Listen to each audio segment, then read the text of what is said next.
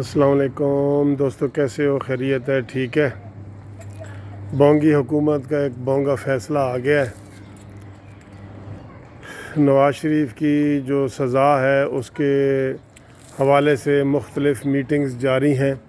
पहले ज़ैली कमेटी की मीटिंग हुई फ़रोग़ नसीम की सदारत में, वज़ीर क़ानून MQM के जो वज़ीर क़ानून, और उसके बाद फिर वफाकी काबीना की मीटिंग हुई जिसमें असूली तौर पे मंजूरी दे दी गई, और फिर ज़ैली कमेटी को भेज दिया गया कि ज़ैली कमेटी जो है वो उसकी चीज़ों को तय करके तो फिर हमें बताए।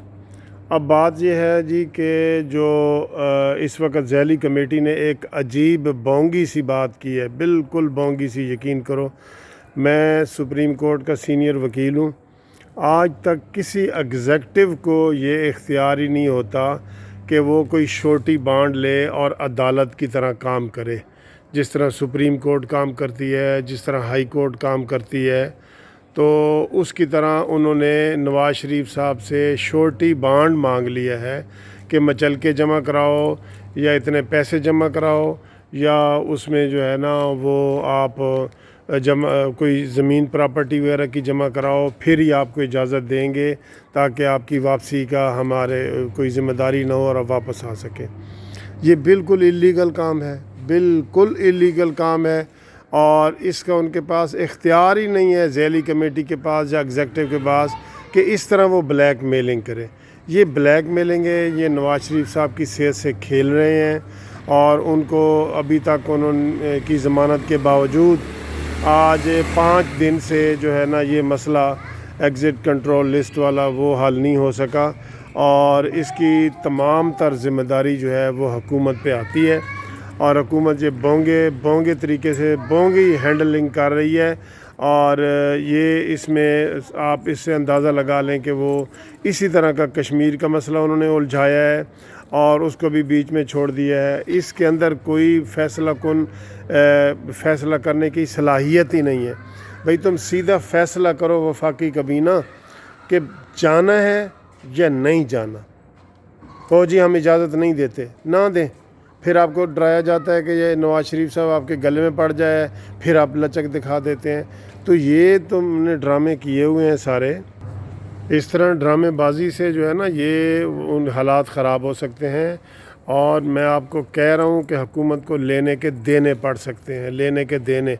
ये इख्तियार ही नहीं है। अगर इसी इख्तियार को सुबह हाई कोर्ट में चैलेंज कर दिया जाए तो इनकी ठीक ठाक हुकूमत की ठुकाई हो जाएगी कि तुम कौन होते हो, किसी की जायदाद को कब्ज़ा, तुम ब्लैक मेलर हो या तुम होते कौन हो कि किसी की सेहत के साथ इस तरह खेलने वाले। जब उनको हाई कोर्ट ने कह दिया है कि नवाज़ शरीफ पाकिस्तान में इलाज कराएं या पाकिस्तान से बाहर कराएं, ये पैरा में लिखा हुआ है फ़ैसले के, तो फिर आप उनको किस तरह वो रोक रहे हैं, और उसके लिए हीले बहाने ढूंढ रहे हैं आप कि जी छोटी दें, और कभी क्या कहते हैं, कभी क्या कहते हैं।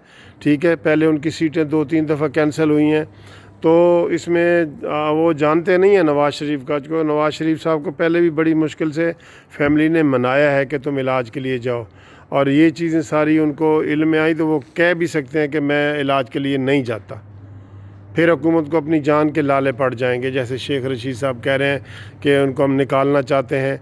और इसके ऊपर आप देख लें, काबीना जो उनकी है, मिनिस्टर हैं, कोई आपको एक पेज पे नज़र आ रहे हैं? फवाद चौधरी का क्या बयान है, ब्रिगेडियर एजाज़ का क्या बयान है, चौधरी सरवर का क्या बयान है, फिरदौस आशिक अवान का क्या बयान है। तो दोस्तों ये इसलिए कहते हैं कि ये जो हुकूमत है ना, ये सिक्योरिटी रिस्क बनी हुई है। इसके अंदर कोई फ़ैसला करने की पावर ही नहीं है, बिल्कुल पावर नहीं है। और ये जब ऐसे हालात हो ना, जैसे इंडिया को उन्होंने ईंट का जवाब पत्थर से दे दिया है ना, आपको पता है किस तरह उन्होंने ईंट का जवाब पत्थर से दिया है। तो इस तरह की तो ये हुकूमत चला रहे हैं दोस्तों, इस तरह की तो ये हुकूमत चला रहे हैं। तो इनका अल्लाह ही हाफिज़ है बस।